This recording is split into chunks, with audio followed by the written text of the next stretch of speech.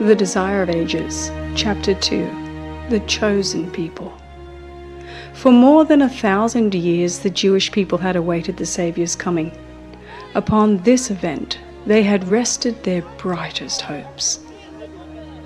In song and prophecy, in temple rite and household prayer, they had enshrined his name, and yet at his coming they knew him not. The beloved of heaven was to them as a root out of a dry ground. He had no form nor comeliness, and they saw in him no beauty that they should desire him. He came unto his own, and his own received him not. Yet God had chosen Israel. He had called them to preserve among men the knowledge of his law and of the symbols and prophecies that pointed to the Saviour. He desired them to be as wells of salvation to the world. What Abraham was in the land of his sojourn, what Joseph was in Egypt, and Daniel in the courts of Babylon, the Hebrew people were to be among the nations. They were to reveal God to men.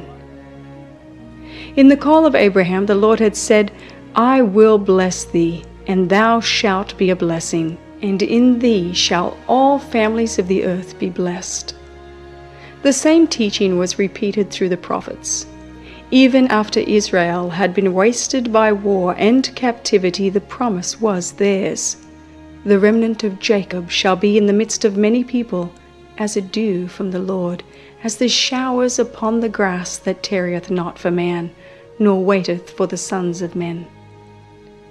Concerning the temple at Jerusalem, the Lord declared through Isaiah, "Mine house shall be called an house of prayer for all peoples." But the Israelites fixed their hopes upon worldly greatness. From the time of their entrance to the land of Canaan, they departed from the commandments of God and followed the ways of the heathen.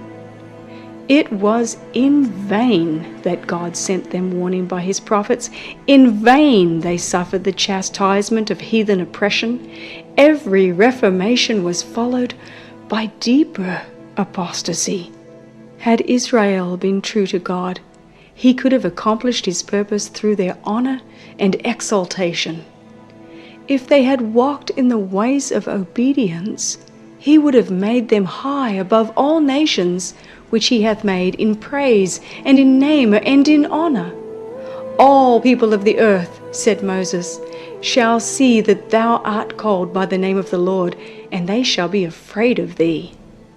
The nations which shall hear all these statutes shall say, Surely this great nation is a wise and understanding people. But because of their unfaithfulness, God's purpose could be wrought out only through continued adversity and humiliation. They were brought into subjection to Babylon and scattered through the lands of the heathen. In affliction, many renewed their faithfulness to his covenant, while they hung their harps upon the willows and mourned for the holy temple that was laid waste. The light of truth shone out through them, and a knowledge of God was spread among the nations.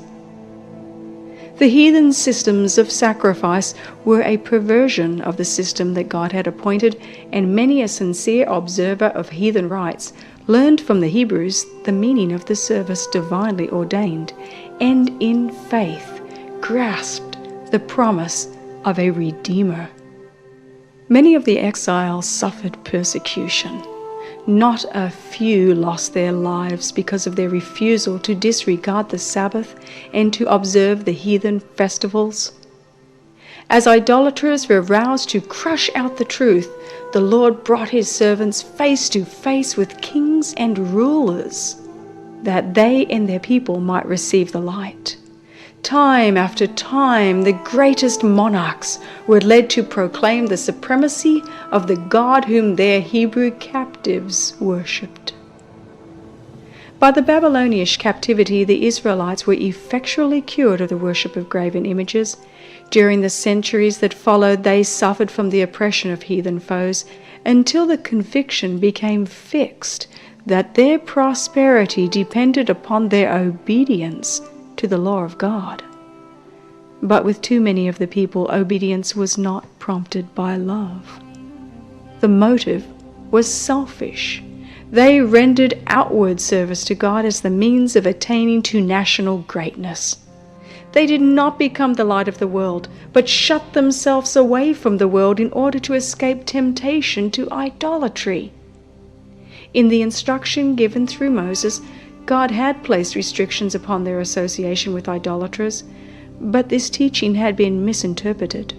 It was intended to prevent them from conforming to the practices of the heathen, but it was used to build up a wall of separation between Israel and all other nations.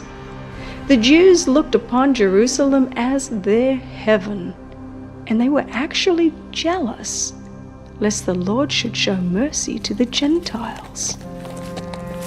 After the return from Babylon, much attention was given to religious instruction.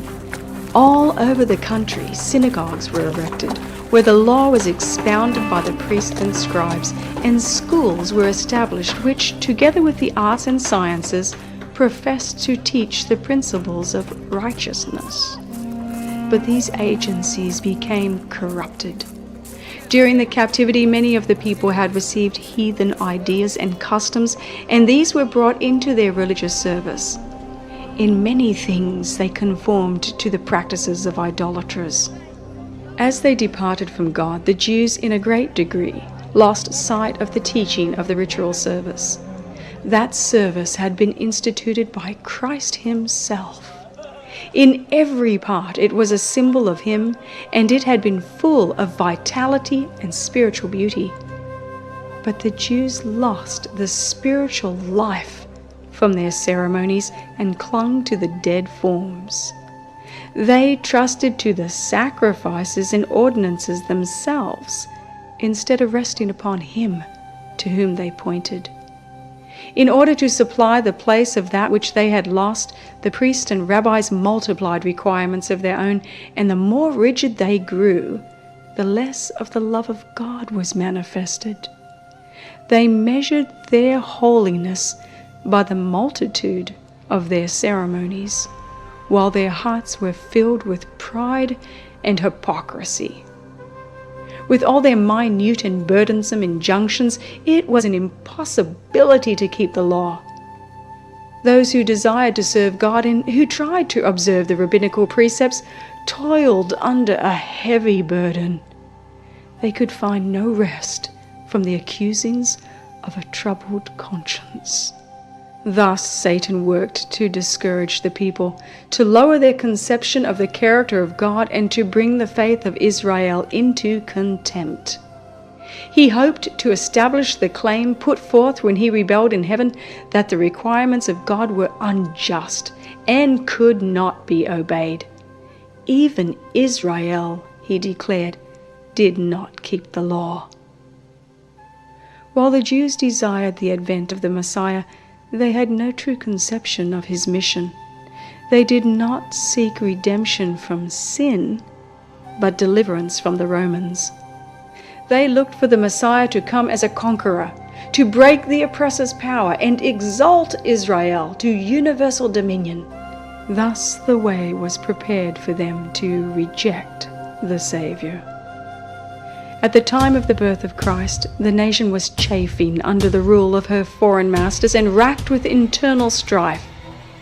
The Jews had been permitted to maintain the form of a separate government, but nothing could disguise the fact that they were under the Roman yoke or reconcile them to the restriction of their power. The Romans claimed the right of appointing and removing the high priest, and the office was often secured by fraud, bribery, and even murder. Thus the priesthood became more and more corrupt. Yet the priests still possessed great power, and they employed it for selfish and mercenary ends. The people were subjected to their merciless demands and were also heavily taxed by the Romans. This state of affairs caused widespread discontent. Popular outbreaks were frequent. Greed and violence, distrust and spiritual apathy were eating out the very heart of the nation. Hatred of the Romans and national and spiritual pride led the Jews still to adhere rigorously to their forms of worship. The priest tried to maintain a reputation for sanctity by scrupulous attention to the ceremonies of religion.